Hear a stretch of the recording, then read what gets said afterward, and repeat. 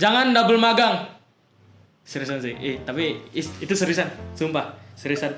Itu nightmare buat double magang tuh. Yap, kali ini aku pengen ngebahas tentang masalah yang mungkin kebanyakan mahasiswa mungkin pengen double magang, tapi kayaknya nggak boleh nggak sih gitu.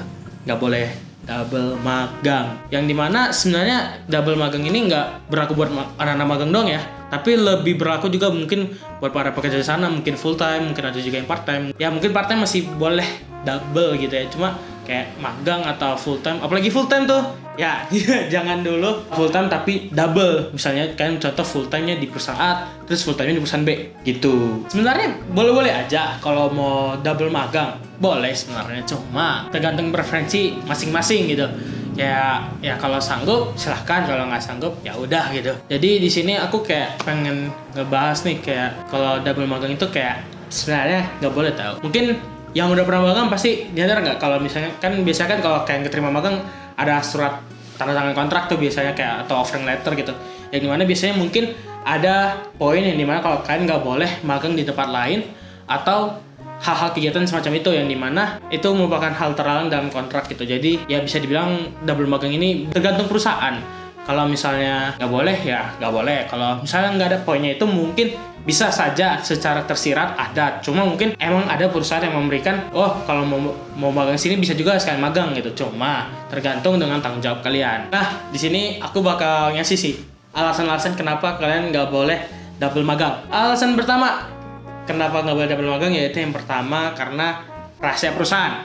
Ketika kalian magang di dua tempat, misalnya contoh perusahaan A dan perusahaan B, nah yang pasti berarti kalian tahu dong gimana isi seluk-beluk di perusahaan-perusahaan tersebut. Kayak kalian tahu sifat jeleknya di perusahaan A, kalian tahu juga jeleknya di B, kalian juga tahu gimana strategi, gimana mereka suksesnya perusahaan A dan juga gimana perusahaan B, yang mungkin bisa aja kau bisa membocorkan data-data rahasia tersebut ke perusahaan lain atau perusahaan yang tempat kamu magang yang kamu doublein gitu. Kayak apalagi kompetitor. Nah itu mungkin bisa jadi sesuatu hal yang tidak baik gitu ya. Kemungkinan dimana ada perusahaan, kalau misalnya di CV kalian ada magang di perusahaan A dan itu masih sampai sekarang, nah kemungkinan itu bisa saja itu nggak diterima karena mereka tidak menerima yang dimana double magang gitu. Jadi yang dimana kalian lagi magang sini tapi kalian mencoba untuk daftar magang di perusahaan yang baru gitu. Mungkin ada di luar sana. Yang kedua kenapa nggak boleh double magang? Karena kesehatan tubuh.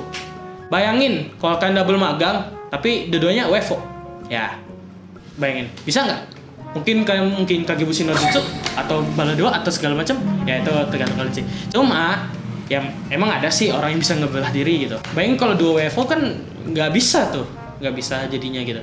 Yang dimana kan bisa aja misalnya kan contoh izin nggak masuk magang di hari Senin demi perusahaan A, yang mana kau lagi magang di perusahaan B gitu. Tapi kau melakukan gitu, yang dimana itu bisa membuat namamu jelek di dua perusahaan tersebut. Nah, dimana itu juga ganggu kesehatan kalian, yang dimana kalian bakal overwork gitu, yang dimana full time aja yang kerjanya bisa 24 jam kan bisa jadi 50 jam loh sehari. Sebenarnya satu hari 24 jam, tapi itu bisa jadi terasa 50 jam karena ya kalian kerjanya dua kali, ada perusahaan A dan perusahaan B.